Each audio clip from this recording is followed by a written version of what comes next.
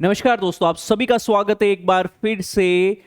हम बात करने वाले हैं आज चैप्टर नंबर 12 महासागरीय जल ओशनिक वाटर के बारे में। ज्योग्राफी क्लास 11 के एनसीईआरटी को हम लोग आगे बढ़ा रहे हैं दोस्तों, और आज समग्र बैच का यह है आपका चैप्टर नंबर 12 क्लास नंबर 12 जो कि है 11वीं की एनसीईआरटी की बुक सीरीज। और यहाँ पे आपको इस क्लास की पीडीएफ और तमाम जानकारी आपके इस ऑफिशियल चैनल पे जगदीश_जांगीर123 पे अवेलेबल होने वाली है। अगर आपको कोई आंसर राइटिंग या प्रिपरेशन से रिलेटेड कोई क्वेरी है तो टेलीग्राम हैंडल JJSPWUPSC पे आप मुझे रीच आउट भी कर पाएंगे।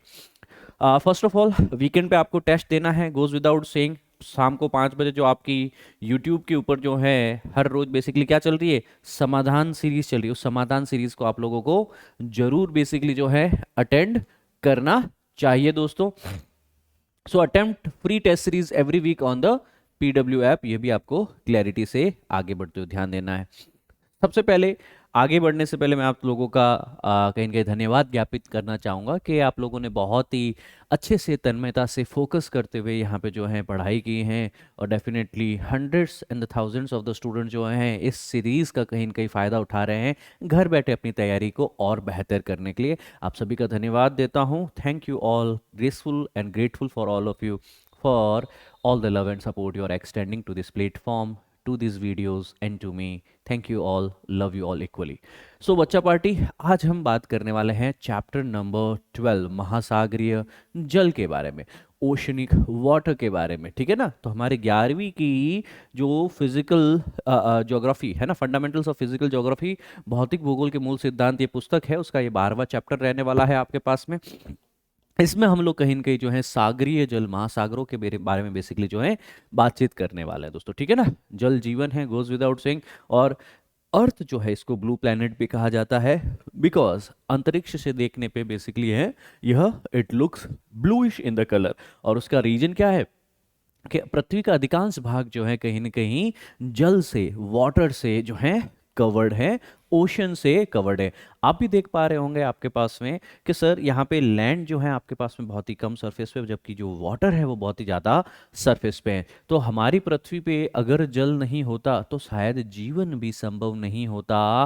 पृथ्वी पर रहने वाले सभी जीवों के लिए ये आवश्यक घटक है। और सौभाग्यशाली है बेसिकली हम कि यह पृथ्वी जो है एक जलीय ग्रह है। यहाँ पे पानी जो है लिक्विड, सॉलिड और गैसियस तीनों स्टेज में देखने को मिलता है। अदरवाइज ना ही तो मनुष्य ना ही प्रकृति के अंदर अन्य जीवों का अस्तित्व भी हो पाता दोस्तों।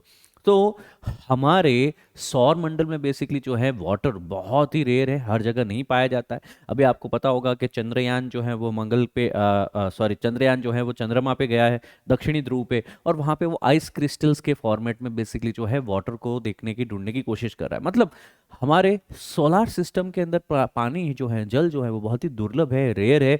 सूर्य और सौरमंडल में अन्यत्र कहीं भी बेसिकली जो है जल नहीं देखने को मिलेगा। सौभाग्य से पृथ्वी के धरातल पर जल की प्रचुर आपूर्ति है, और हमारे ग्रह को नीला ग्रह, ब्लू प्लैनेट भी कहा जाता है, because of the presence of the water in the ocean, right. So अब ये जो जल है आपके पास में एक तरह का रिसोर्स है, संसाधन है, और ये एक तरह का चक्रीय संसाधन है। मतलब आज की तारीख में आपने जो पानी पिया, कहीं न कहीं आप यूरिनेशन की फॉर्मेट में, या फिर आपके पास में पसीने की फॉर्मेट में, या पेड़ पौधे भी जो बेसिकली पानी लेते हैं वो ट्रांसपायरेशन, वाष्पोत्सर्जन की फॉर्मेट में, या फिर नदियों के, झीलों के, समुद्र का पानी जो वो कहीं न कहीं इवेपोरेशन की फॉर्मेट में है ना, वाष्पीकरण के फॉर्मेट में वापस जो है लिक्विड से गैसियस स्टेज और गैसियस से लिक्विड स्टेज के रूप में कन्वर्ट होता रहता है। सो इवेपोरेशन हो आपके पास में, कंडेंसेशन हो, रेन हो आपके पास में, ये तमाम जो है एक जल को एक चक्री संसाधन के रूप में बताते हैं कि महासागरों से धरातल पर और धरातल से महासागरों तक एक साइक्लिक फॉर्मेट में चलता रहता है। तो जलीय चक्र क्या है? तो जलीय चक्र पृथ्वी पर, इसके नीचे वो पृथ्वी के ऊपर वायुमंडल में जल के संचलन की व्याख्या करता है ना, कैसे धरातल पे यह बेसिकली मूव कर रहा है और किस तरीके से ये एटमॉस्फेयर में मूव कर रहा है। ठीक है ना। इसकी साइक्लिक बेसिकली डिस्क्रिप्शन को कहा जाता है। तो करोड़ों वर्षों से बेसिकली ये वाटर साइकिल या हाइडल साइकिल, जल चक्र लगातार कार्यरत है, और पृथ्वी पर सभी जीवन का बेसिकली अस्तित्व इसी पे निर्भर है। तो आज की तारीख में अगर मैं कहूँ, सबसे पहली चीज की क्या आवश्यकता होती है आपको? ऑक्सीजन, वायु, है ना। तो एयर, ऑक्सीजन के बाद में पृथ्वी के ऊपर जो सबसे महत्वपूर्ण चीज है वो है जल। मतलब आपको जैसे अगर देखिए किसी का गला दबा दिया जाता है, कोई सफोकेट हो जाए आदमी है, तो क्या हो क्या रहा है, उसके फेफड़ों में ऑक्सीजन नहीं पहुंच पा रही, उसको सफोकेशन से उसकी मृत्यु हो जाएगी, वेल विद इन 1 2 3 4 5 मिनट। हाँ या ना, संभव तो है, राइट। जबकि किसी को पानी ना मिले तो हमारे तो यहाँ पे हम लोग देखते हैं कि कई बेसिकली रोजे के टाइम देखा जाता है, फास्ट उपवास रखा जाता है, कई बार निर्जला एकादशी आपने सुनी हो हिंदू धर्म के अंदर। हाँ, तो पानी के बिना पूरा दिन निकाल देते, राइट और रॉन्ग। सो पानी के बिना हम कई घंटों कई दिनों भी बेसिकली विपरीत परिस्थितियों में जीवित रह सकते हैं, परंतु ऑक्सीजन हवा के बिना नहीं। तो सबसे महत्वपूर्ण तो क्या हो गया, वायु, प्राणवायु, ऑक्सीजन, और उसके बाद में क्या हो गया, वाटर। इन दोनों के कॉम्बिनेशन के कारण ही पृथ्वी पे जीवन का अस्तित्व है, लाइफ एग्जिस्ट करती है। और वाटर साइकिल जो है ना आपके पास में, वो जल मंडल में विभिन्न रूपों में प्रेजेंट होता है। जैसे आपके पास में यहाँ पे बारिश के रूप में है आपका, है ना, तो ये किस फॉर्मेट में है, वाटर ड्रॉप्स की फॉर्मेट में, लिक्विड है। अगर यहाँ पे आइस क्रिस्टल की फॉर्मेट में तो ये सॉलिड है ना, पानी के रूप में बह करके ओशन में आया, इवेपोरेट हो गया तो ये गैसियस मतलब वाटर वेपर की फॉर्मेट में। तो ये तीनों गैस, तरल व ठोस अवस्थाओं में जल चक्र पृथ्वी पर जलमंडन का संचरण करता रहता है ना। इसके कई घटक बताए गए आपके पास में, जैसे आपके महासागरों में जो संग्रहित जल है वो कहाँ से आता है आपके पास में, उसकी प्रक्रियाएं जो है आपके पास में, वाष्पीकरण है जैसे इवेपोरेशन के द्वारा, वाष्पोत्सर्जन पेड़ पौधों के द्वारा भी बेसिकली जो है कहीं न कहीं पानी का कहीं न कहीं उत्सर्जन किया जाता है, वाष्पोत्सर्जन उसको कहा जाता है।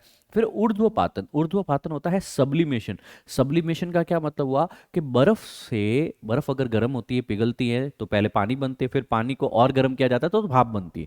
परंतु अगर सीधा ठोस से गैस अवस्था तक आ जाए, मतलब तरल अवस्था बीच में से गायब है, सीधा बर्फ से, आइस से अगर आप वाटर वेपर जलवाष्प बना पा रहे हैं, इसको सब्लिमेशन, इसे ऊर्ध्वपातन की प्रक्रियाएं कहा जाता है, ठीक है ना। इन्हीं के माध्यम से ना वाष्पीकरण, वाष्पोत्सर्जन, ऊर्ध्वपातन, इन तीन प्रक्रिया से ही महासागरों में जो है जल का संग्रहण होता है। अच्छा सर, वायुमंडल में जल कहाँ से आया है, कि सर यही जल वाष्प जो हवा में गई, ऊपर जाकर के बादलों के रूप में कंडेंस हो गई, संघनित हो गई आपके पास में, है ना। और आपके संघनन के पश्चात वहां पे वर्षण होता है, वहां पे प्रेसिपिटेशन होता है, वृष्टि या वर्षा उसको कहा जाता है आपके पास में। तो आगे हिम व बर्फ के पानी का संग्रहण कहाँ से होता है, कि हिम पिघलने पर नदी नालों के रूप में बेसिकली वो बहने लगती है, धरातलीय जल का बहाव होता है, जलधारा के रूप में ताजा जो है जल संग्रहण हो सकता है आपके पास में। और अंडरग्राउंड जो भूमिगत जल संग्रहण कैसे होता है आपके पास में, भूमिगत जल के विसर्जन का झरनों के रूप में बेसिकली ये सारी चीजें होती है। तो पृथ्वी पर पाए जाने वाले पानी का लगभग आपके पास में 71% कहाँ है, ओशियंस में देखने को मिलेगा। शेष ताजे जल के रूप में हिमानियों, हिमानियों का क्या मतलब, वो आपके पास में ग्लेशियर्स, हिमटोपी मतलब आइस कैप्स, भूमिगत जल, वाटर जो अंडरग्राउंड है ना, अंडरग्राउंड वाटर, लेक्स, और मृदा में आर्द्रता, मॉइस्चर होता है सॉइल में वो भी, फिर वायुमंडल में वाटर वेपर है, जलवाष्प है वो भी, सरिताएं मतलब जो सरिता क्या होती है आपके पास में, नदी की छोटी छोटी जो जलधाराएं होती है उनको सरिताएं कहा जाता है। और कई जीवों में भी संग्रहित होता है। क्या आपको पता है आप में भी जल है, हाँ या ना, हाँ या ना। हमारी बॉडी में बेसिकली क्या है, जल की प्रचुरता है ना। और जब भी देखो जल की कमी हो जाती है, डिहाइड्रेशन हो जाता है, तो ओआरएस का घोल डॉक्टर पिलाते हैं, ग्लूकोज चढ़ाया जाता है, लिक्विड दिया जाता है उसको। रीजन क्या है, क्योंकि कहीं न कहीं आप में भी तरलता, आप में भी लिक्विड जो है आपके पास में, हाइड्रेशन जो है, पानी जो है वह अवेलेबल होना आवश्यक है। तो धरातल पर गिरने वाला जल का लगभग 59% जो प्रतिशत भाग जो है वो महासागरों में व अन्य स्थानों से वाष्पीकरण के द्वारा वायुमंडल में चला जाता है। तो जितनी भी बारिश होती है ना, 60% वापस जो है वो भाप में तब्दील होकर के वाष्पीकृत हो जाती है, ठीक है। सो याद रखेंगे, टोटल जो ग्लोबल वाटर है, विश्व के अंदर जो पानी है, 97.5% कहाँ है, वह लगभग 96.5% जो है समुद्रों के अंदर है। बाकी का जो है आपके पास में सलाइन वाटर है, खारे पानी की झीलें वगैरह, सॉल्ट पैन्स वगैरह के अंदर। और मात्र 2.5% जो है फ्रेश वाटर है। तो मीठा पानी प्रयोग करने लायक कितना है पृथ्वी पे, मात्र 2.5%। और जो वो मीठा पानी फ्रेश वाटर है आपके पास में, वह कहाँ कहाँ पे है, फ्रेश वाटर का भी अगर देखा जाए तो 2/3 हिस्सा जो है ग्लेशियर्स में और आइस कैप्स में, मतलब बर्फ के रूप में, या तो उत्तरी ध्रुव या दक्षिणी ध्रुव या फिर कोई पहाड़ों की चोटियों पे ग्लेशियर्स, हिमनदों के रूप में, आइस कैप्स के रूप में जमा हुआ है। और इसका फ्रेश वाटर जो 2.5% है दुनिया के पानी का, इसका 30% भाग बाकी का जो बचा हुआ है वो भूमिगत जल है, जो पृथ्वी के नीचे कहीं न कहीं बह रहा है। अब सोचो सर, ये 68 और ये 30 कितना हो गया सर? 98%। बाकी का लगभग आपके पास में 1.2% है वो जो पृथ्वी की सतह पे बहता है। तो जो पृथ्वी की सतह पे बहता है तो कैसे, किस रूप में बहेगा आपके पास में? कैसे पृथ्वी की सतह पे या तो बर्फ पड़ी हुई है या परमाफ्रॉस्ट के रूप में बेसिकली जमा हुआ है वो मिट्टी के साथ में, अथवा सर कहीं न कहीं सॉइल के मॉइस्चर के रूप में है, झीलों के रूप में है, स्वाम्प मार्शेस दलदल के रूप में है, नदियाँ जो हम कहते हैं ना नदियाँ, नदियाँ जो हैं हमारे पास में फ्रेश वाटर का बेसिकली 2.5 जो है विश्व का, उसका सरफेस के ऊपर रन करने वाला 1.2% का भी आधा परसेंट जो है वो नदियों के अंदर है। ये पूरा विश्व का डेटा है आपके पास में, है ना। एनिमल्स में कितना है, लिविंग बींग्स में कितना है, 0.26% है, एटमॉस्फेयर में कितना है, 3% है फ्रेश वाटर जो सरफेस पे रन होता है। सो इस तरीके से आपको पूरा विभाजित करके बताना चाहिए ये सारी चीजें। तो शेष भाग बेसिकली जो है इसके कारण विश्व के विभिन्न भागों में जो है आपके पास में जल अलग अलग अवस्थाओं में प्रेजेंट होता है। अच्छा, ये सारी चीजें क्लियर हैं, है ना। अब हमें बेसिकली समझना है कि सर ये तो हो गया आपके पास में कॉन्टिनेंट, है ना, कॉन्टिनेंट, है ना, ये आपके पास में अमेरिका, ये आपका साउथ अमेरिका। पर ये जो है आपका है अटलांटिक ओशन, अटलांटिक ओशन जिसको कहते हैं अंध महासागर, है ना। अभी अटलांटिक ओशन जो है आपके पास में, ये ओशन की सरफेस कैसे बनती है, ओशन बनता कैसे है? तो यहाँ पे महासागरों के अंदर के उच्चावच क्या है, उच्चावच का मतलब होता है रिलीफ, कहाँ पहाड़ है, कहाँ पठार है, कहाँ मैदानी स्ट्रक्चर देखने को मिलेगी, कहाँ गर्त देखने को मिलेंगे, खाई देखने को मिलेगी। सो क्या क्या उच्चावच, क्या क्या रिलीफ स्ट्रक्चर महासागर के अधस्तल पे देखने को मिलेंगे, ओशन के फ्लोर पे देखने को मिलेंगे, उस पे बेसिकली हम लोग एक जानकारी लेने की कोशिश करते हैं। तो महासागरीय भाग को 5 हिस्सों में विभाजित किया गया है ना। पहले तो महासागर कितने हैं, 5 है। कौन कौन से महासागर है भैया आपके पास में? सबसे पहले ये अटलांटिक, एस शेप में देखो, एस शेप में, नॉर्थ अमेरिका, साउथ अमेरिका, यह कॉन्टिनेंट्स है आपके, ये महाद्वीप है, यूरोप महाद्वीप और अफ्रीका महाद्वीप के बीच में यह अटलांटिक, इसको हिंदी में अंध महासागर लिखा जा सकता है। इंडिया के नीचे इंडियन ओशन, हिंद महासागर। फिर यहाँ नॉर्थ अमेरिका, साउथ अमेरिका के कहीं न कहीं पश्चिम में देखेंगे तो पैसिफिक है, और पैसिफिक का ही बेसिकली एक एक्सटेंशन यहाँ पे देखने को मिलता है आपके पास में, जापान, ऑस्ट्रेलिया और साउथ ईस्ट एशिया के पास में भी, ठीक है।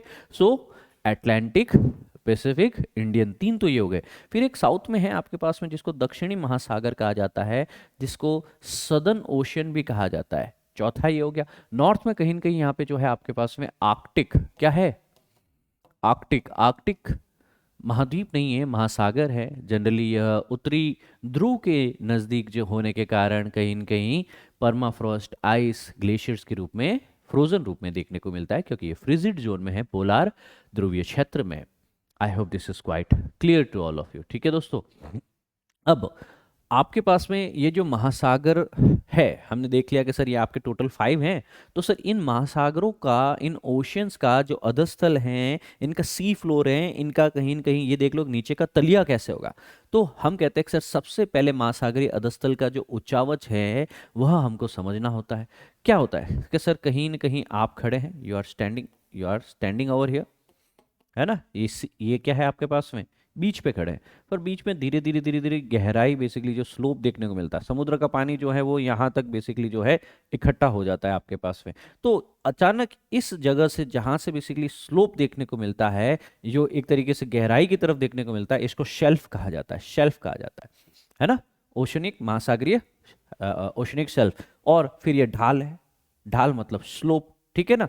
फिर आपके पास में कॉन्टिनेंटल राइज देखने को मिलेगा, महाद्वीपीय उभार देखने को मिलेगा आपके पास में। तो ये इन सारी चीज़ों को कि महासागर के अंदर कहीं पहाड़ी भी देखने को मिलेगी, कहीं निमग्न द्वीप भी देखने को मिलेगा, कहीं समुद्री टीला भी देखने को मिलेगा, कहीं आपको जो है खाई भी देखने को मिलेगी, गंभीर समुद्री खाई भी देखने को मिलेगी। तो इन तमाम चीज़ों को बेसिकली आपको समझना है। मतलब इस लेसन में मान लो कि 5 से 6 चीज़ें मुख्य हैं। अगर उन 5-6 मुख्य मुख्य चीज़ों को अगर आपने जान लिया तो ये लेसन खत्म है। इस लेसन में और ज़्यादा कुछ नहीं है। पर हिंदी में होने के कारण और टेक्निकल वर्ड्स के यूजेस के कारण क्या कहा जाता है बच्चों, कि ये जो लेसन है ना आपके पास में, बच्चे बोलते भाई साहब पता नहीं समुद्र के अंदर क्या क्या क्या क्या छुपा हुआ है और क्या नहीं है। पर याद रखना, हम क्यों पढ़ रहे हैं इसको, हम पढ़ रहे हैं बच्चा पार्टी मात्र यूपीएससी और आपके एग्जाम के दृष्टिकोण से, है ना। तो पहली बात तो ये स्कूल के दृष्टिकोण से नहीं है। अगर कोई स्कूली बच्चा आकर के ये सेशन देख रहा है तो उसको काफ़ी सारी चीज़ें पता चलेगी कि सर थोड़ा सा ऊपर के लेवल की भी है, क्योंकि यूपीएससी के लेवल भी यहाँ पे हम लोग इंक्लूड करते हुए चल रहे हैं। महासागरों के जल के नीचे भूमि है, मतलब महासागरीय अधस्थल, अधस्थल मतलब हो गया सी फ्लोर, है ना। तो उस भूमि पर पाए जाने वाले क्या क्या लक्षण हैं, है ना, उनकी अपेक्षा जटिल व विभिन्न प्रकार के लक्षणों को प्रदर्शित होते हैं। और महासागरों की तली में विश्व के सबसे बड़ी पर्वत श्रृंखलाएं देखने को मिलती हैं। तो जो माउंटेन्स आपको होगा sir, Himalaya, Andes, Alps, Ural, sir इनसे भी बड़ी है, बिल्कुल इनसे भी बड़ी बड़ी जो माउंटेन्स और रेंजेस, पर्वत श्रृंखलाएं हमको महासागरों में देखने को मिलती हैं। आज सिखाऊंगा मैं आपको।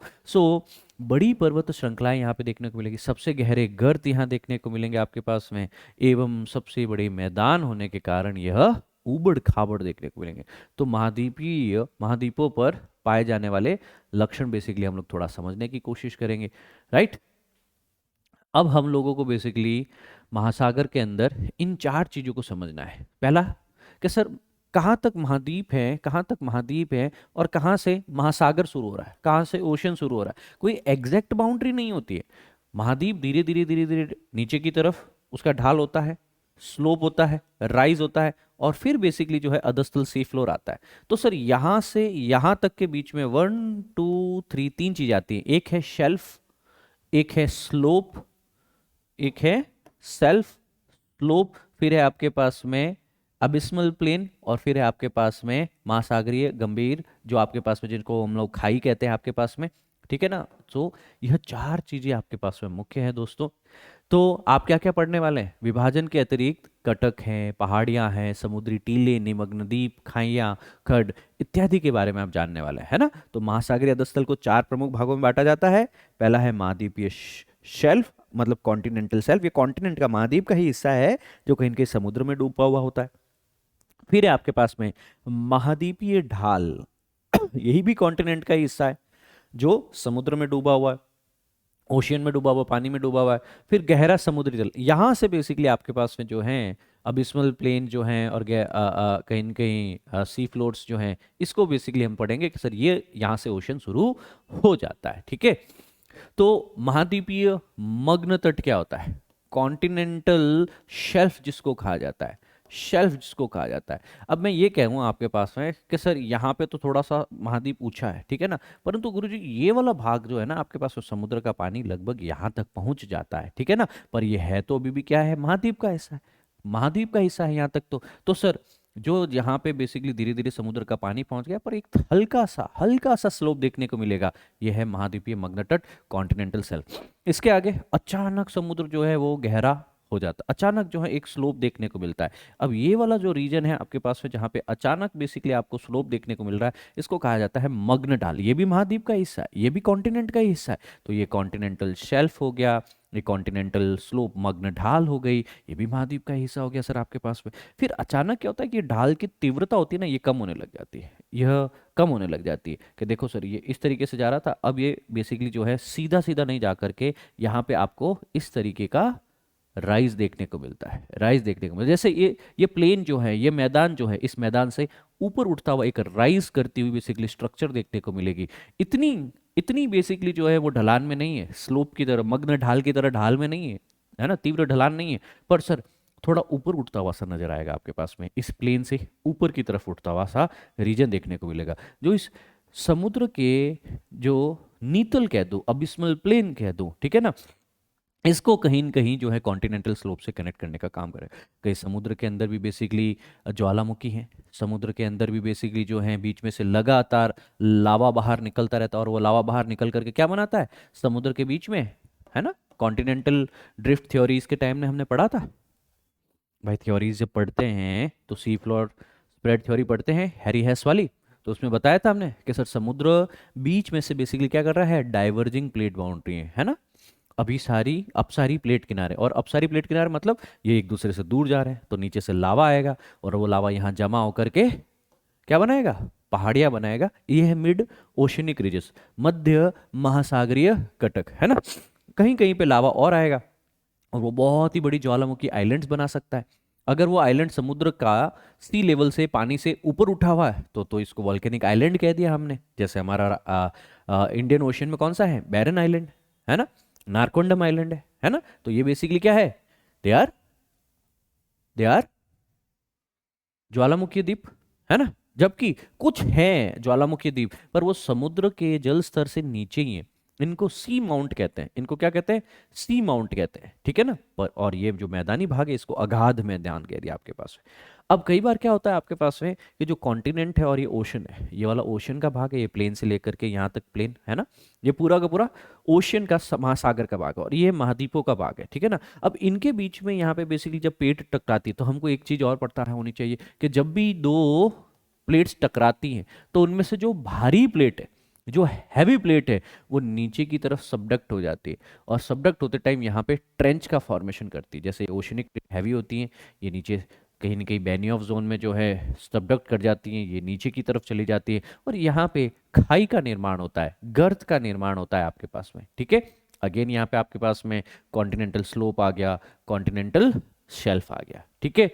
तो क्या क्या चीजें हैं, मेरे साथ बोलो, शेल्फ, कॉन्टिनेंटल शेल्फ, महाद्वीपीय मग्न तट, ठीक है, कॉन्टिनेंटल स्लोप, महाद्वीपीय मग्न ढाल। मग्न क्यों, जलमग्न है, पानी में डूबी हुई, इसलिए मग्न मग्न शब्द यूज आ रहा है। मतलब ये है तो कोस्ट का ही भाग, पर इसमें कम ढाल है, इसमें ज्यादा ढाल है, ये शेल्फ है, ये स्लोप है, ये मग्न तट है, ये मग्न ढाल है। समुद्र का जो आपके पास में यह वाला एरिया है इसको कहा जाता है अगाध मैदान या फिर अबिस्मल प्लेन।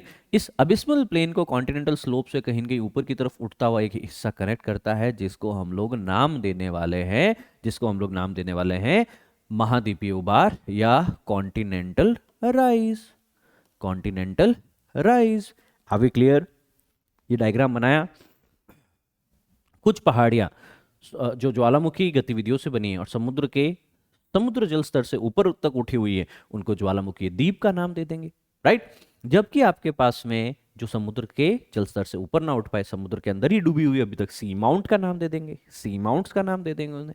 बस समुद्र के बीच में जो कहीं न कहीं आपके पास में मिड ओशनिक रिजेस या फिर मध्य महासागरीय कटक बनती है, कटक मतलब रिज है ना, कटक मतलब रिज, ये इस तरीके की स्ट्रक्चर बनेगी आपके पास में, ठीक है ना, पैरेलल होगी, समानांतर होगी आपके पास में ये। चलो समझ में आया। तो महाद्वीपीय शेल्फ, प्रत्येक महाद्वीप का विस्तृत सीमांत होता है, तो जहाँ पे कॉन्टिनेंट जो है वह ओशन में मिलता है, महाद्वीप जो है महासागर से जहाँ मिलता है ना, वहाँ पे देखने को मिलेगा। तो अपेक्षाकृत उथले होते हैं, मतलब ज़्यादा गहरे नहीं होते, और ये चारों तरफ खाड़ियों से घिरे होते हैं, गल्फ होती है इनके चारों तरफ, मतलब पानी अंदर की तरफ आ जाता है। तो ये महाद्वीप है आपके पास में, और ये है आपका मग्न तट, कॉन्टिनेंटल स्लोप है ना, कॉन्टिनेंटल स्लोप, ये है मग्न ढाल, कॉन्टिनेंटल स्लोप ये वाला, ठीक है, और ये है अगाध मैदान। तो इस तरीके से आपको मग्न तट, शेल्फ, स्लोप और प्लेन, तीनों चीजों का पता होना चाहिए। तो महासागर का ये सबसे उतला भाग होता है, इसका औसत कितना, मतलब जो ढाल है वो कितना होगा सर, ढाल है वह 1 डिग्री होगा। क्या होगा आपके पास में, ओनली 1 डिग्री का ढाल होगा, मतलब इतना है कि आपको एक्चुअली महसूस ही नहीं होगा, है ना, या उससे भी कम। तो शेल्फ अत्यंत तीव्र ढाल पर समाप्त हो जाते हैं, और जिस तीव्र ढाल पे ये समाप्त हो जाते हैं शेल्फ, है ना, ये है शेल्फ वाला पोर्शन, जहां पे ये समाप्त हो जाते हैं, यहां तक 1 डिग्री ढाल है, पर अचानक तीव्र ढाल आ जाती है आपके पास में, इसे स्लोप कहा गया। इसे क्या क्या क्या कहा गया आपके पास में, कॉन्टिनेंटल स्लोप कहा गया, मग्न ढाल कहा गया आपके पास में, है ना। शेल्फों की चौड़ाई जो है हर ओशन में अलग अलग होती है, कई जगह 80 किलोमीटर है कहीं आपके पास में, तो कई जगह पे 1500 किलोमीटर भी देखने को मिलती है ना। अब शेल्फ मतलब समझ गए कि सर ये आपका महाद्वीपीय क्षेत्र है, ये शेल्फ है, 1 डिग्री की ढाल, 1 डिग्री की ढाल, पर अचानक जब ढाल की तीव्रता बढ़ जाती है तो स्लोप, कॉन्टिनेंटल स्लोप है आपके पास में। फिर लास्ट में है अबिस्मल प्लेन, अबिस्मल प्लेन। तो महाद्वीपीय शेल्फों पर अवसादों की मोटाई भी अलग अलग होती है। अवसाद कहाँ से आएंगे कि सर यहाँ से जो नदियाँ हैं, यहाँ से जो नदियाँ हैं आपके पास में, वो क्या लेके आती है, वो अवसाद लेके आती है, वो कहीं न कहीं अपने साथ में मिट्टी लेके आती है, और वही मिट्टी जो है आपके पास में समुद्र के अंदर लगातार लगातार कई अवसादों को लाती है, और वो अवसाद हजारों साल लाखों सालों में इकट्ठे होते जाते हैं। और यही अवसाद जो है ना, जो अलूवियम फैन बनाते हैं आपके पास में, महाद्वीपीय शेल्फों पर अवसादों की मोटाई भी अलग अलग होती है, और ये अवसाद भूमि से नदियों, हिम नदियों, पवनों द्वारा लाए जाते हैं और तरंगों तथा धाराओं द्वारा वितरित किए जाते हैं, और महाद्वीपीय शेल्फों पर लंबे समय तक प्राप्त स्थूल तलछटी अवसाद में जीवाश्मी संसाधन पाए जाएंगे, है ना। तो महाद्वीपीय मग्न तट, मग्न ढाल, अगाध मैदान। तो अब ढाल की बात करते हैं तो महासागर के बेसिन और महाद्वीपीय शेल्फ को जोड़ता है ना। यह महासागर का बेसिन है, ओशनिक बेसिन है। और यह क्या है आपके पास में, कॉन्टिनेंटल शेल्फ। कॉन्टिनेंटल शेल्फ को ओशनिक बेसिन से कौन कनेक्ट करता है, कॉन्टिनेंटल शेल्फ, महाद्वीपीय ढाल। ठीक है। इसकी शुरुआत वहां होती है जहां महाद्वीपीय शेल्फ की तली तीव्र ढाल में परिवर्तित हो जाए। और ये तीव्र ढाल कितनी है, तो सर यह तीव्र ढाल जो है वह लगभग 2.5% की है। कितनी, 2.5 डिग्री के करीब है सर यह। ठीक है, तो मतलब यह आपके पास में तीव्र ढाल 2.5 डिग्री के है, वो 2 से 5 डिग्री के बीच के ढाल होती है ये। और इस ढाल वाले प्रदेश की गहराई लगभग 200 से 3000 मीटर हो सकती है। मतलब यह समुद्री जल स्तर जो है आपके पास में, यहाँ पे तो ज़्यादा गहरा नहीं होगा पर सर यहाँ पे बहुत गहरा होगा, 300 मीटर से 3000 मीटर की गहराई के बीच में हो सकता है। और ये ढाल का किनारा महाद्वीपों की समाप्ति को इंगित करता है। तो जहाँ पे कॉन्टिनेंटल स्लोप खत्म होता है वहाँ पे कॉन्टिनेंट खत्म हो जाता है। तो कोई बताएगा, अगर एमसीक्यू पूछ लिया गया कि सर महाद्वीपों का अंतिम समाप्ति किनारा कौन सा होता है, कॉन्टिनेंटल स्लोप, कॉन्टिनेंटल स्लोप, है ना, याद रखेंगे। महाद्वीपीय ढाल जो है यहाँ पे महाद्वीप खत्म हो जाते हैं, इससे आगे ओशियन बेसिन शुरू हो जाता है, इसके आगे ओशियन बेसिन शुरू हो जाता है। तो गंभीर महासागरीय मैदान, महासागरीय बेसिन में मंद ढाल वाले क्षेत्र होते हैं। ये विश्व के सबसे चिकने और सपाट भाग होते हैं ना। इसके आगे जो है आपके पास में दिस अबिस्मल प्लेन जिसको कह दो, है ना, अगाध मैदान जिसको कह दो, ये पूरा प्लेन एरिया है आपके पास में। और इसमें क्या होगा, मैदान में बेसिकली क्या होगा आपके पास में, ऊपर से लाई हुई मिट्टी होगी। और वो मिट्टी जो है समुद्र के पानी के साथ में, विंड्स के साथ में, है ना, सागरीय धाराओं के साथ में बेसिन में बेसिकली मंद ढाल वाला क्षेत्र बना देती है। सबसे चिकना, सबसे सपाट भाग होता है ये। 3000 से 6000 मीटर की गहराई होती है ना। तो यहाँ तक बेसिकली अगर मैं मान लूँ कि यहाँ तक पानी है तो इसकी गहराई कितनी है, इसकी गहराई कितनी है, 3000 से 6000 मीटर की समुद्र तल से समुद्र जल स्तर से गहराई होगी। महीन कर्ण और अवसाद होंगे, मृत्तिका और गाद होती है इसके अंदर। महासागरों के सबसे गहरे भाग होते हैं ये, ठीक है ना। ये गर्त अपेक्षाकृत खड़े किनारों वाले संकीर्ण बेसिन होते हैं। महासागरीय गर्त के बारे में हम लोग जानते हैं कि सर अब महासागरीय गर्त क्या होती है। गर्त मतलब हो गया सर आपके पास में बहुत ही आपके अपेक्षाकृत खड़े किनारों वाला संकीर्ण बेसिन। और इसमें चारों ओर महासागरीय तली की अपेक्षा लगभग आपके पास में 3 से 5 किलोमीटर तक गहरा यह स्थान होता है। महाद्वीपीय ढाल के आधार तथा द्वीपीय चापों के पास बेसिकली होता है ना। तो जो भी जो भी आइलैंड आर्क होती हैं उसके पास होगा ये। फिर सक्रिय ज्वालामुखी और प्रबल भूकंपों वाले क्षेत्रों से बेसिकली संबंधित होता है, क्योंकि प्लेट किनारों के ऊपर ये बेसिकली देखने को मिलने वाला है। तो जहाँ पे भी जैसे ओशियन और कॉन्टिनेंट टकराएंगे तो ओशनिक प्लेट भारी है तो वो सबडक्ट हो जाएगी। और जब वो सबडक्ट हो जाएगी तो इस रीजन में वो क्या बनाएगी, क्या बनाएगी, देखो सर यह है आपके पास में ओशनिक प्लेट, ये आपकी कॉन्टिनेंटल प्लेट। जब ओशनिक प्लेट कॉन्टिनेंटल प्लेट में कन्वर्जिंग अभिसारी कहीं न कहीं मूवमेंट देखने को मिलती है तो भारी प्लेट, ओशनिक प्लेट डूब जाती है, बेनी ऑफ जोन में चली जाती है, नीचे जाके लावा बनाती है ना। यहाँ पे ज्वालामुखी गतिविधियां होगी। पर सर यहाँ पे आपको एक खाई देखने को मिलेगी बेनी ऑफ जोन से पहले ऊपर। तो ये खाई जो है इसको ही समुद्री खाई कहा जाता है ना। तो डीपेस्ट पॉइंट्स बेसिकली अर्थ के ऊपर जो आपको देखने को मिलेंगे, है ना, जैसे चैलेंजर डीप, ये खाई कितनी है आपके, लगभग इस खाई का जो सबसे नीचे वाला छोर जो है वो 10,000 मीटर से भी ज्यादा है ना। फिर है अननेम्ड डीप करके है आपके 7100 के करीब। फिर फैक्टोरियन डीप है 7400। फिर ब्रॉन्सन डीप आपके पास यहाँ देखने को मिलेगी 8300 मीटर के करीब। फिर मॉली हॉल यहाँ पे देखने को मिलेगा 5500 के करीब, है ना। सो ये सारी चीजें कहाँ देखने को मिलती है कि जहां जहां प्लेट किनारे हैं, प्लेट बाउंड्री है, प्लेट संचलन चल रहा है, प्लेट की मूवमेंट्स हो रही है, वहां वहां पे क्या है, ओशनिक प्लेट। ओशनिक प्लेट जो है वह कॉन्टिनेंटल प्लेट, महाद्वीपीय प्लेट, महासागरीय प्लेट जहां जहां टकराती है वहां वहां पे महाद्वीपीय प्लेट नीचे की तरफ जो है सबसाइड कर जाती है, डूब जाती है। वहां पे आपको प्लेट किनारों के आसपास क्या देखने को मिलेगा, ट्रेंचेस,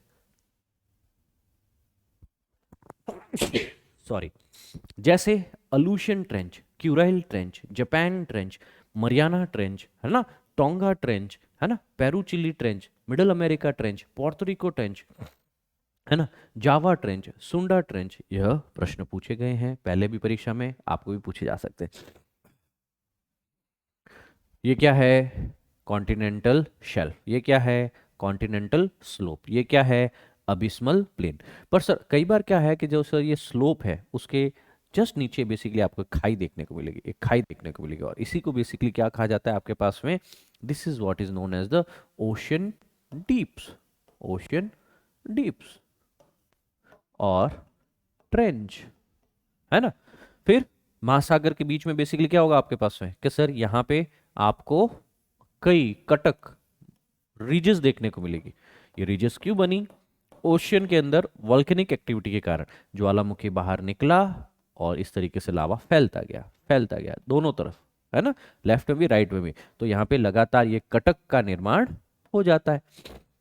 इंडिविजुअली भी कई बार आप देखेंगे कि सर कहीं पे भी बेसिकली वॉल्केनो फटा, पर सर इतना बेसिकली लावा नहीं आया कि सर यहाँ पे जो एक आइलैंड तो बना, सॉरी सर आइलैंड नहीं, यहाँ पे माउंटेन तो बना पर वो समुद्र के अंदर ही रह गया। पर सर कई बार क्या होता है कि सर जो यहाँ पे वॉल्केनो इतना बेसिकली एक्टिव होता है कि सर धीरे धीरे इस वॉल्केनिक एक्टिविटी के कारण जो पहले ये पानी के नीचे सबमर्ज था, अब वो पानी के समुद्र के जलस्तर से ऊपर उठ करके एक द्वीप के रूप में, एक माउंटेन के रूप में देखने को मिलता है। ठीक है, तो कॉन्टिनेंटल स्लोप, कॉन्टिनेंटल आपके पास में continental shelf, slope, rise, plain, sea mounts, islands, mid oceanic ridges, trench, इन सारी चीजों को हमने जान लिया। मध्य महासागरीय कटक क्या होती है, मध्य महासागरीय कटक मिड ओशनिक रेंज पर्वतों की दो श्रृंखलाओं से बनता है जो कि एक विशाल अवनमन द्वारा अलग किए गए होते हैं, और इन पर्वत श्रृंखलाओं के शिखर की ऊंचाई 2500 मीटर तक हो सकती है। वह इनमें से कुछ समुद्र की सतह पर तक भी पहुंच सकती है। तो इनका उदाहरण है आइलैंड्स है, जो कि मिड मिड अटलांटिक कटक है आपके पास में, है ना। तो दुनिया में अगर पूछा जाए, वर्ल्ड में पूछा जाए, आपके पास में विश्व में पूछा जाए कि सबसे बड़ी बेसिकली पर्वत श्रृंखला कौन सी है, तो फिर उसमें तो कॉन्टिनेंट और ओशियन दोनों के, महाद्वीप और महासागर दोनों पे पूछ रहा है। तो फिर विश्व का पूछे तो आप बताएंगे सर मिड ओशियनिक रिज है, जो कि अटलांटिक ओशियन के बीच में बहती है ना। अटलांटिक ओशियन के नीचे समुद्र के अंदर कहीं कहीं मध्य महासागरीय कटक देखने को मिलेगी, है ना।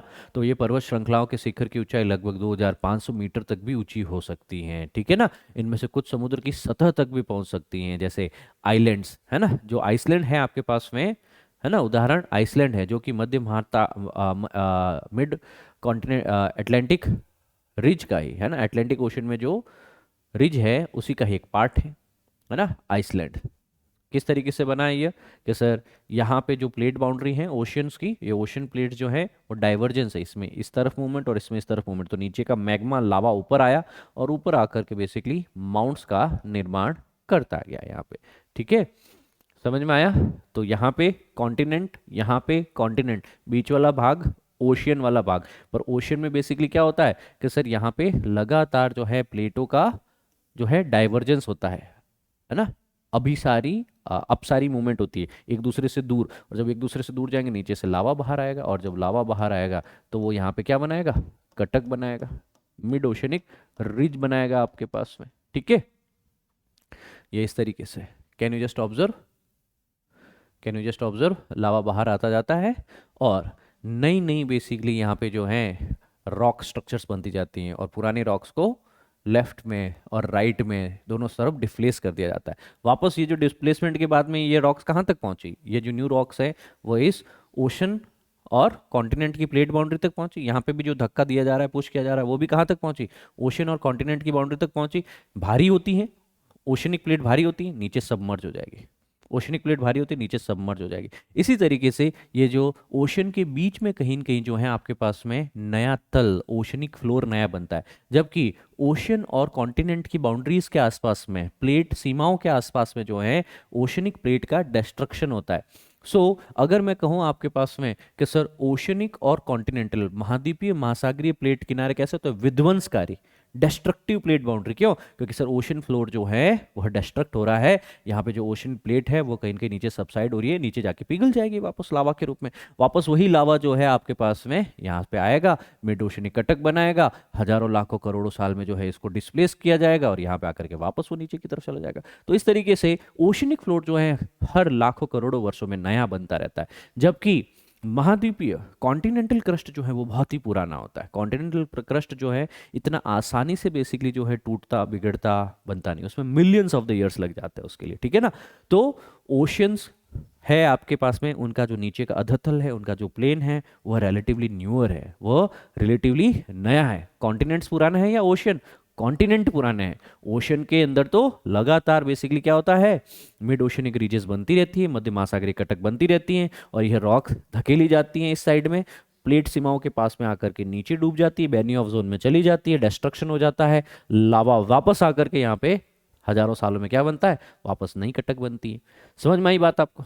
आई hope you are able to understand. तो सर हर ओशियन के अंदर, हर महासागर के अंदर, उसके बीचों बीच अगर आप देखने की कोशिश करेंगे ना बच्चा, तो आपको मिड अटलांटिक रीजेस है ना, मिड ओशनिक रीज देखने को मिलेगी, है ना। इंडियन ओशन में भी रीज देखने को मिल रही है, पैसिफिक में भी रीजेस देखने को मिल रही है आपके पास में। यस और नो बच्चा पार्टी, है ना। तो जो मिड अटलांटिक ओशन में जो रिज है, रिज क्या है, एक तरह का समुद्र के अंदर बनने वाली जो है वॉल्केनिक माउंटेन्स ही है, वॉल्केनिक ज्वालामुखी के द्वारा बनने वाली माउंटेन नहीं है। कई बार समुद्र के नीचे ही रह गई ये पर्वतें, है ना, और कई बार उठ करके बाहर आ गई, जैसे आइसलैंड। तो आइसलैंड जो है आपके पास में, वह भी एक मेजर वॉल्केनिक और टेक्टोनिक प्लेट बाउंड्री के आसपास में देखने को मिलेगा, है ना। इसके एक तरफ नॉर्थ अमेरिकन प्लेट है तो दूसरी तरफ यूरेशियन प्लेट आपको देखने को मिलेगी, ठीक है। डाइवर्जिंग प्लेट बाउंड्रीज, ठीक है बच्चा पार्टी। हाँ, ये Iceland is also part of the mid oceanic ridge, Atlantic oceanic ridge का है, ठीक है ना। और यहाँ पे इंडियन ओशन में भी आप देख पाएंगे, पैसिफिक में भी आप देख पाएंगे, ठीक है ना। यहाँ पे भी आप पेरू चिली के आसपास में भी यह रिज देख पाएंगे। क्लियर है?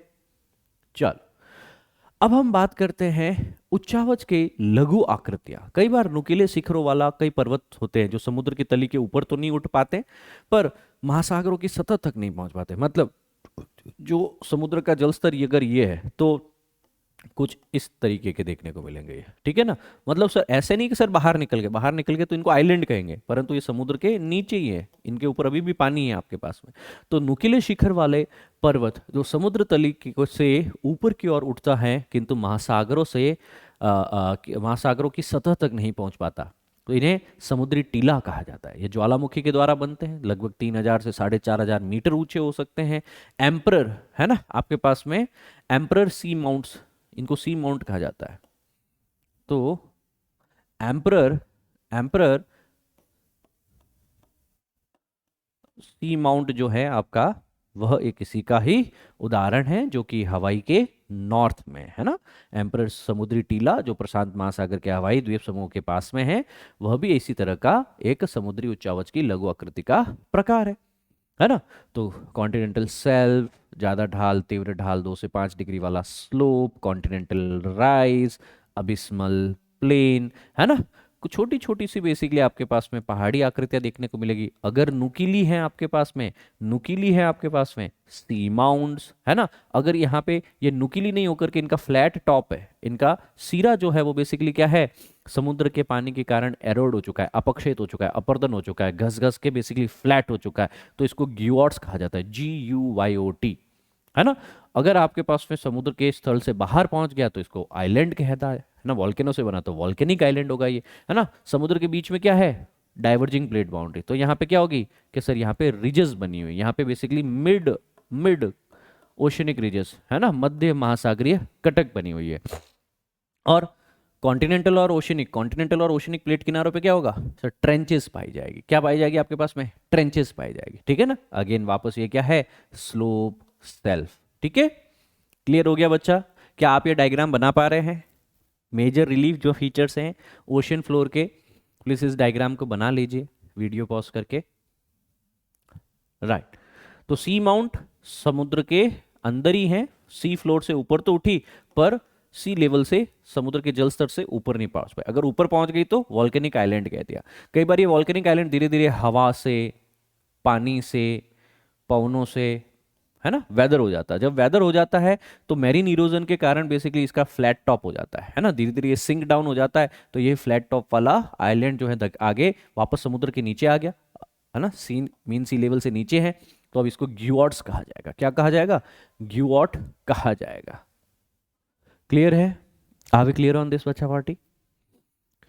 सो सी माउंट समझ में आ गया, ओशन सरफेस के नीचे रहेंगे, on an average basically 5000 feet की इनकी ऊंचाई देखने को मिलती है। अब इसमें प्लेन से ऊपर उठे पर ओशन सरफेस के नीचे ही रह गए हैं ये, ठीक है ना। फिर है आपके पास में सबसे सपाट जलमग्न कैनियंस। कैनियंस क्या होता है? घाटियां। देखिए यहाँ पे बेसिकली जो है समुद्र के अंदर बेसिकली जो जब जो नदियां मिलती हैं, तो नदियां बेसिकली कहाँ पे पहुंचती है? इस सेल्फ वाले रीजन में, फिर स्लोप वाले रीजन के अंदर। साथ में क्या लेकर आई? पानी। पानी के साथ में क्या लेकर आई? मिट्टी, सेडिमेंट, अवसाद। वही सेडिमेंट, वही अवसाद धीरे धीरे इस शेल्फ को क्या करते हैं? क्या करते हैं? नदी कभी भी बहती हैं तो क्या करती है? पत्थर को तोड़ती है, जमीन को तोड़ती है, मिट्टी को अपरदन करती है। सेम वे एबिस्मल प्लेन भी किसका बना है आपके पास में? सॉरी, आपका कॉन्टिनेंटल जो शेल्फ है या स्लोप है, ये भी किसका बना है? ये भी कोई न कोई रॉक है, ये भी कोई न कोई आपके पास में पत्थरी है ना। तो सर इसको धीरे धीरे वो क्या करती है? इरोड करती है, और इसके अंदर एक दरार सी, एक घाटी सी पैदा कर देती है, जिसको कैनियन कहा जाता है, क्योंकि समुद्र के नीचे हमें नहीं दिखती। इनको ओशनिक कैनियंस कहा जाता है, सबमरीन कैनियंस कहा जाता है। अब यहाँ पे सबसे सपाट जलमग्न कैनियन जो है, यह समुद्र की गहरी घाटियां होती हैं, जो कहीं न कहीं कोलोराडो नदी में ग्रैंड कैनियन के अंदर बेसिकली आपने देखा होगा ना, ग्रैंड कैनियन के अंदर क्या है कि वहाँ पे कोलोराडो रिवर के कारण घाटियां बन चुकी हैं, कि जो भी सेडिमेंट्स हैं उनको बेसिकली हटा दिया गया, तो अब गहरी घाटियां बन गई आपके पास। वैसी गहरी घाटियां यहाँ भी बन जाएगी, लास्ट में जाते हुए जो भी अपना सैंड डिपॉजिट्स हैं वो वहाँ पे सी फ्लोर पे डिपॉजिट कर देगी। तो कई बार बड़ी नदियों के मुहाने के आगे विस्तृत होकर महाद्वीपीय शेल्फ और ढाल को, मतलब कॉन्टिनेंटल शेल्फ और कॉन्टिनेंटल स्लोप को काटा जाता है ना, तो वहां बन जाती हैं सबमरीन कैनियन, जलमग्न कैनियन, जो कुछ भी और नहीं समुद्र के अंदर पाई जाने वाली गहरी घाटियां हैं। एग्जाम्पल देना हो तो अमेरिका के अंदर हडसन कैनियन है ना, अमेरिका के अंदर, सॉरी, नॉर्थ अमेरिका के अंदर आपको हडसन रिवर है, तो हडसन रिवर के पास हडसन कैनियन विश्व का सबसे अधिक माना जाने वाला कैनियन है ना। तो लॉन्ग आइलैंड न्यू जर्सी के पास में आपको देखने को मिलेगा। ये पूरा का पूरा एरिया क्या है? एक शेल्फ वैली के रूप में है ना, खाई के रूप में है, घाटी के रूप में है, और फिर आगे जो है ये हडसन रिवर के डिपॉजिट्स देखने को मिलेंगे आपको। क्या है ये कि सर जो नदियों का पानी आया वह इस शेल्फ पे, कॉन्टिनेंटल शेल्फ पे बहते टाइम धीरे धीरे कई सैकड़ों हजारों वर्षों में जो है नीचे काटता गया, इरोड करता गया, और यहाँ पे एक खाई बना दी, यहाँ पे एक घाटी बना दी, और इस घाटी को इस सबमरीन कैनियन का नाम दे दिया जाता है। ठीक है, तो सबमरीन कैनियन समझे, कैनियन मतलब घाटी, कैनियन मतलब घाटी। ठीक है, लास्ट में आकर के आपके पास जो भी डिपॉजिट्स होंगे वो यहाँ पे फैन की तरह जमा कर दिए जाएंगे। चलो, फिर है निमग्न द्वीप। निमग्न द्वीप चपटे शिखर वाले समुद्र टीले, जिनको हमने लिखा था ना ग्यूऑट्स, GUYOTS, है ना। देखो अभी 2-3 स्लाइड्स पहले मैंने पढ़ाया था GUYOT, ग्यूऑट। अब इसमें क्या है? फ्लैट है। जो शिखर है वो कैसा है? चपटा है। शिखर है वो कैसा है आपका? चपटा है। तो चपटे शिखर वाले समुद्री टीले जो होंगे उन्हें निमग्न द्वीप, ग्योर्ड्स कहा जाएगा। चपटे शिखर वाले जलमग्न पर्वतों से बनकर कहीं न कहीं अवस्थाएं क्रमिक अवतरण के साक्ष्यों को प्रदर्शित करती हैं, और अकेले प्रशांत सागर में 10,000 से भी ज़्यादा जो है आपके पास में ग्योर्ड्स देखने को मिलते हैं। 10,000 से भी ज़्यादा समुद्री टीले और निमग्न द्वीप देखने को मिल रहे हैं आपके पास में, सी माउंट्स एंड ग्योर्ड्स। सी माउंट्स क्या है? समुद्र के अंदर ही हैं, पर तीखा है आपके पास, जो नुकीला है इनका शिखर। अगर फ्लैट है तो यह ग्योर्ड्स आएगा आपके पास से दोस्तों। So sea mounts, volcanic island, marine erosion, guyots etcetera देखे जा सकते। फिर प्रवाल द्वीप। प्रवाल द्वीप जो है आपके पास में बहुत ही इंपॉर्टेंट दोस्तों। प्रवाल का क्या मतलब हो गया? प्रवाल मतलब एक तरह से बेसिकली जो ऑर्गेनिज्म जो है कॉरल, है ना, तो कॉरल आइलैंड्स इनको कहा जा सकता है। जो उष्णकटिबंधीय क्षेत्र, ट्रॉपिकल एरिया है महासागरों में, वहां पे प्रवाल भित्तियां आती है आपके पास में, कॉरल रीफ्स देखने को मिलती है। वहां पे निम्न आकार के बेसिकली द्वीप बन जाते हैं, चारों तरफ क्या बन जाते हैं? द्वीप बन जाते हैं। सपोज ये आइलैंड था आपके पास में, कभी यहाँ पे एक आइलैंड हुआ करता था बहुत ही बड़ा, उसके चारों तरफ जो है प्रवाल जो है, कॉरल रीफ जो है वो इकट्ठा हो गई। धीरे धीरे हजारों लाखों वर्षों में वो कॉरल का कैल्शियम कार्बोनेट के द्वारा जो है चारों तरफ बेसिकली एक ऐसा स्ट्रक्चर बन गया, है ना, एक ऐसा स्ट्रक्चर बन गया। अब क्या है आपके पास में कि यह जो आइलैंड है धीरे धीरे धीरे धीरे क्या हो गया? वापस डूब गया, समुद्र के अंदर सबमर्ज हो गया, ठीक है ना। पर अब लास्ट में बचा क्या, सबमर्ज हो गया तो यहाँ पे या तो खारा पानी इकट्ठा हो जाएगा, समुद्र का पानी इकट्ठा हो जाएगा आपके पास में, और चारों तरफ क्या बन जाएगा आपके पास में, इस तरह का एक आइलैंड देखने को मिलेगा कि सर ये चारों तरफ क्या है, कॉरल है, कॉरल है।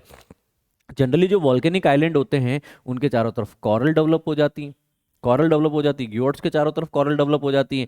पर धीरे धीरे इसके बीच ये जो आइलैंड है वो नीचे सिंक हो जाता है, वह डूब जाता है। अब चारों तरफ बचा क्या, चारों तरफ क्या बचा सर, मात्र रीफ बची, मात्र प्रवाल भित्ति बची, है ना। और उसके बीच के अंदर जो है कई बार जो है पानी इकट्ठा हो जाता है, समुद्र का पानी इकट्ठा हो जाता है, तो इसको लगून कहा जाता है, अटॉल्स कहा जाता है, ठीक है।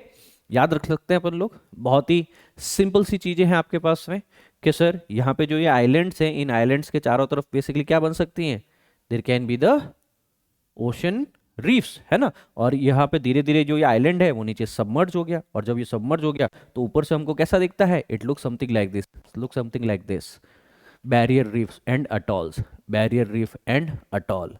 लगून इन लेक्स को कहा जाता है। यह बैरियर क्यों, क्योंकि इसके बीच में जा नहीं सकते, रास्ते में क्या है आपके पास में, एक स्ट्रक्चर्स आ जाएगी ओशियंस के अंदर ही। तो शुरुआत में बेसिकली जो है वल्केनो जो है वह एक आइलैंड बनाता है। अब यहाँ पे आपके पास में कॉरल रीफ इसके चारों तरफ कहीं न कहीं फॉर्म होना शुरू हो जाती है, कॉरल रीफ फॉर्म होना शुरू कर देती है।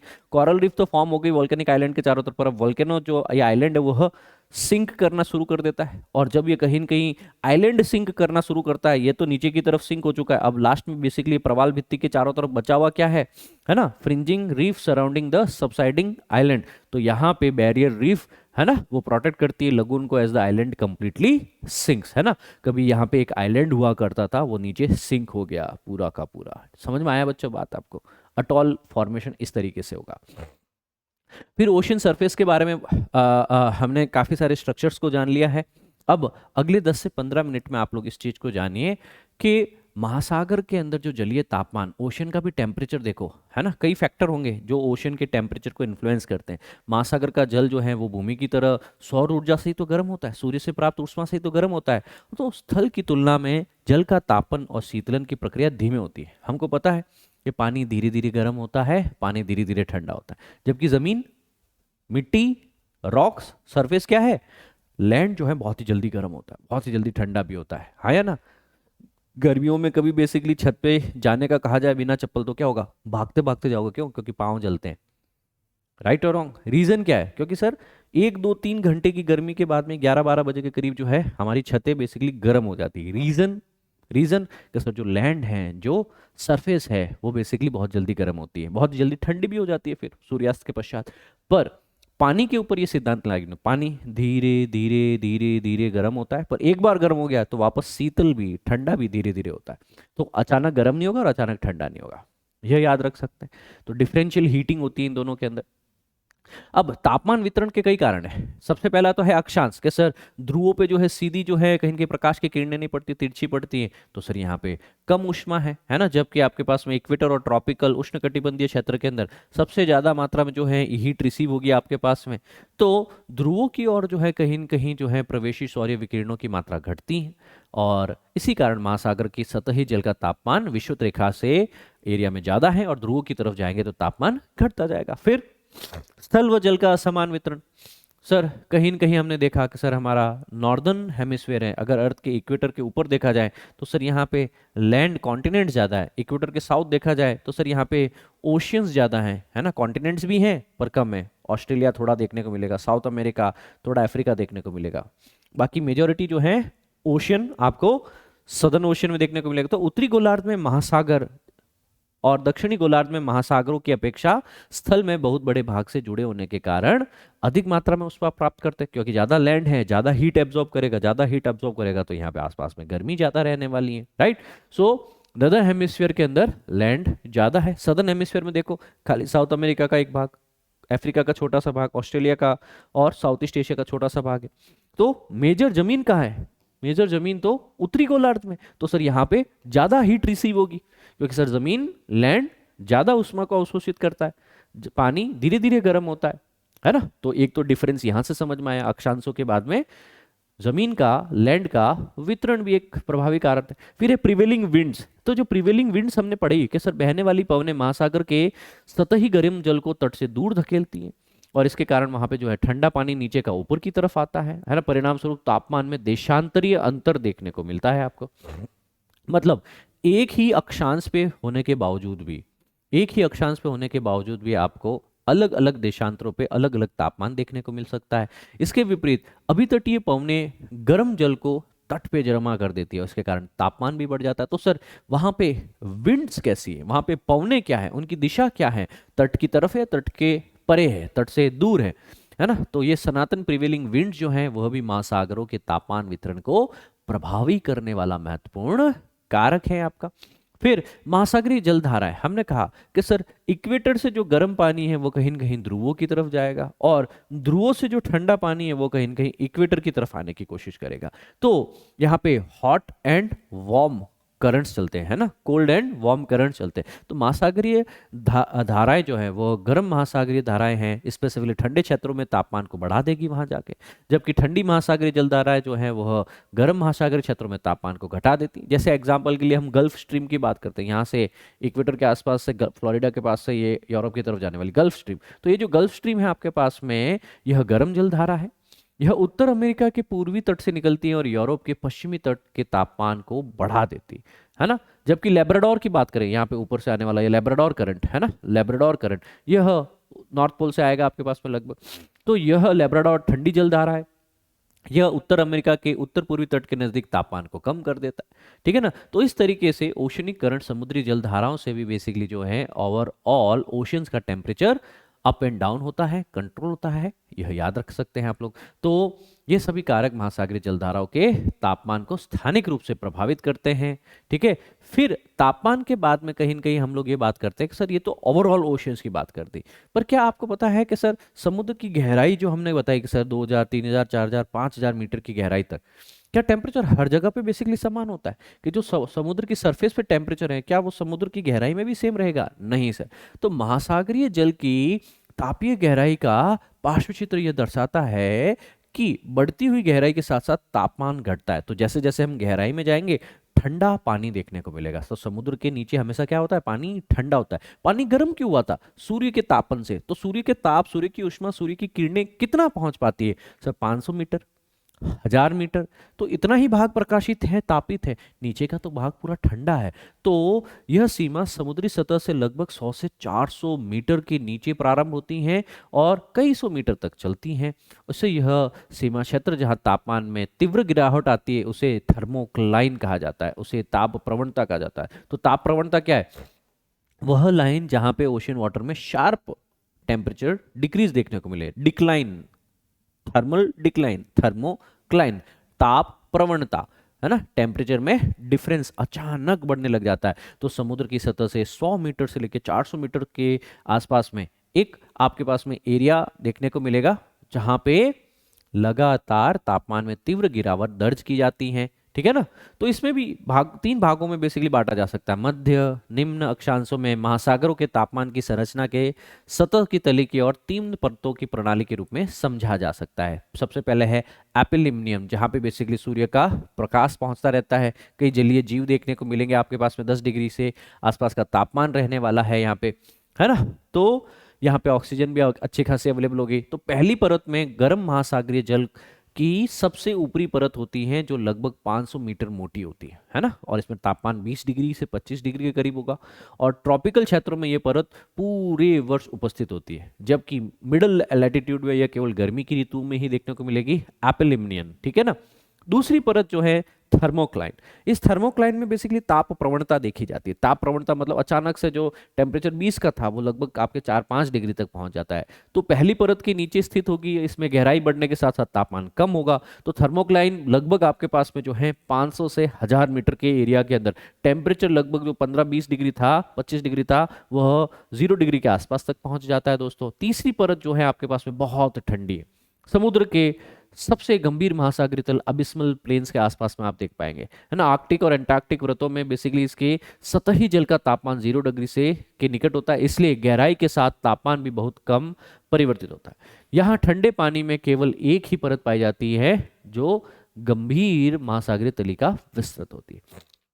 तापमान की क्षैतिज प्रवणता, मतलब अब हमने ऊर्ध्व तो पढ़ लिया कि सर गहराई के साथ में घटता है, अब सर क्षैतिज भी पढ़ सकते हैं हम लोग, सरफेस के ऊपर भी देख सकते हैं। तो महासागरों की जो सतह होती है वहां पे जल का औसत तापमान अगर पूछा जाए तो क्या होता है, 37 डिग्री सेल्सियस के करीब होता है। तो इक्वेटर के आसपास से बेसिकली तापमान सबसे ज्यादा, क्योंकि यहाँ पे सनलाइट सबसे ज्यादा देखने को मिलती है। जबकि मैं ध्रुवों की तरफ जाता हूँ, नॉर्थ पोल और साउथ पोल की तरफ जाता हूँ, तो धीरे धीरे बेसिकली यह टेम्परेचर 27 से कम होता जाता है, यहाँ 0 इवन माइनस से भी कम हो जाता है। तो बढ़ते हुए अक्षांशों के साथ तापमान भी घटता है। तो हर डिग्री लेटीट्यूड पे टेम्परेचर कितना कम होता है, 0.1 डिग्री।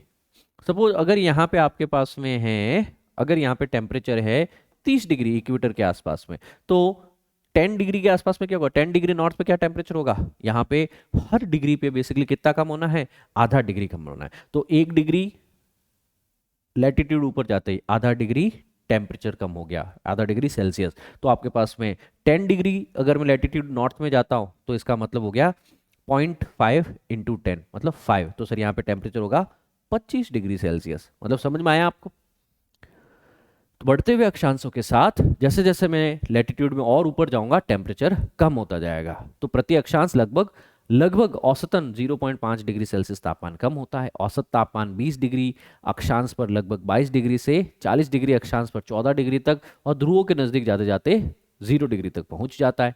उत्तरी गोलार्ध में महासागरों का तापमान दक्षिणी गोलार्ध की अपेक्षा अधिक होता है।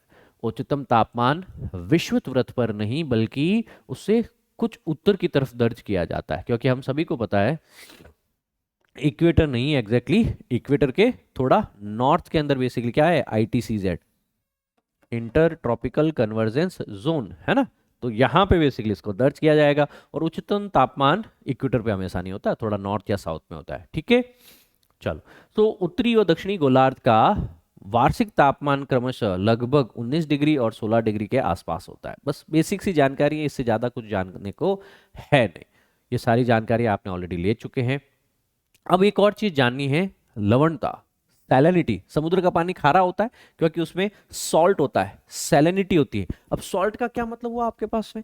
लवणता शब्द एक ऐसा है जिसका उपयोग समुद्री जल में घुले हुए नमक की मात्रा को निर्धारित करने में किया जाता है। यह माना जाता है कि लगभग सर 1000 ग्राम या 1 किलोग्राम समुद्री जल में कितना ग्राम नमक घुला हुआ है। तो वहां पे यह बताया जाता है प्रायः प्रति 1000 भाग है ना, पर 1000 पार्ट या फिर पार्ट पर 1000, PPT होता है ना, पार्ट पर 1000, 1000 ग्राम में कितना सॉल्ट घुला हुआ है। तो लवणता समुद्री जल का महत्वपूर्ण गुण है। 24.7% की लवणता को खारा जल को सीमांकित करने के लिए कहीं न कहीं यूज किया जाता है कि सर 1000 में से अगर 24 के करीब पानी है ना, 24 ग्राम, 1000 ग्राम में से 24 ग्राम अगर आपके पास में सॉल्ट है तो सर यह खारा पानी हो गया। और समुद्र में लगभग क्या सैलिनिटी होती है, 34 से 37 के ऊपर है ना, 34, 35 है ना आपके पास में, 36, फिर धीरे धीरे 36 से 37 भी होती है। तो 37 से 34 के बीच में आपको देखने को मिलने की है ना। अब सर ये सैलिनिटी बढ़ती क्यों है आपके पास में, उन क्षेत्रों में ज्यादा बढ़ती है जहां पे इवेपोरेशन ज्यादा होता है, जहां पे टेम्परेचर ज्यादा होता है। इवेपोरेशन ज्यादा तो पीछे सॉल्ट कंटेंट ज्यादा बच गया समुद्र में, तो वहां की सैलिनिटी ज्यादा होती है। तो मुख्यतः बेसिकली कारण होता है वाष्पीकरण है ना, वर्षण, कि जितनी बारिश आएगी उतना पानी मीठा रहेगा, पर जितना इवेपोरेशन होगा, जितनी गर्मी पड़ेगी उतना पानी खारा रहने वाला है। तो वाष्पीकरण और वर्षण पे है ना।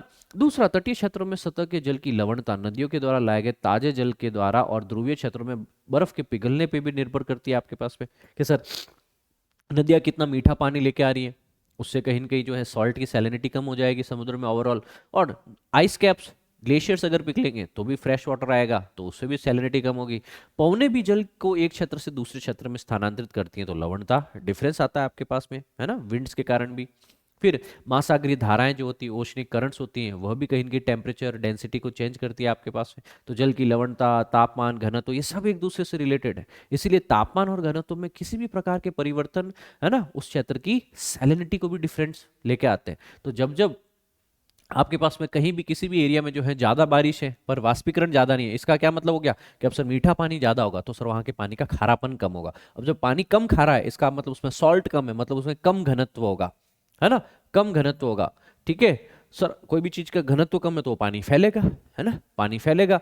अगर किसी एरिया में ज्यादा इवेपोरेशन हो रहा है, बारिश कम हो रही है, तो इसका क्या मतलब हो गया कि सर सॉल्ट ज्यादा है, पानी खारा होगा। पानी खारा का क्या मतलब हो गया, सर डेंसिटी बढ़ गई है। डेंसिटी का क्या मतलब, पानी भरा है, तो सर वो पानी डूबता है आपके पास में, ठीक है ना, वाटर सिंक ज्यादा होता है आपके पास में। सो इस तरीके से हम लोग ये कह सकते हैं कि सर अगर तापमान कम है तो घनत्व ज्यादा है, अगर तापमान तीव्र है तो घनत्व उल्टा है। तो टेम्परेचर का, डेंसिटी का और सैलिनिटी का एक बहुत ही इंपॉर्टेंट रिलेशन है ना, कि डेंसिटी प्रोपोर्शनल टू सैलिनिटी। अगर डेंसिटी बढ़ी तो खारापन, सैलिनिटी बढ़ा, ठीक है ना, लवणता बढ़ी। अगर टेम्परेचर घटा तो डेंसिटी का एक इनवर्स रिलेशन देखने को मिलेगा।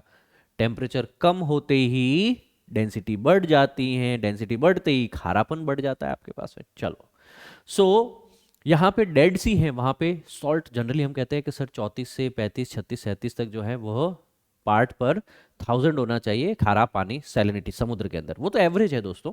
परंतु समुद्र के जो विश्व के अंदर, जैसे हम टर्की के अंदर देख रहे हैं लेक वॉन देखने को मिलेगा, है ना, डेड सी देखने को मिलेगा आपको। डेड सी कहाँ है आपके पास में, जॉर्डन रिवर के पास में, देखो इजराइल के पास में मैप पे। ग्रेट सॉल्ट लेक वगैरह देखोगे आप लोग, है ना, तो वहां पे आपको 238 330 220 पार्ट पर 1000, मतलब 100 ग्राम पानी में लगभग 125 ग्राम के करीब क्या है, नमक देखने को मिलेगा। इतना खारा पानी, इतना डेंस पानी कि सर इसमें आप डूबने की कोशिश करोगे तो मरोगे नहीं, you will always be floating over it, ठीक है। तो सामान्य बेसिकली लवणता कितनी होती है महासागर की, 30 से 37 के बीच में होती है।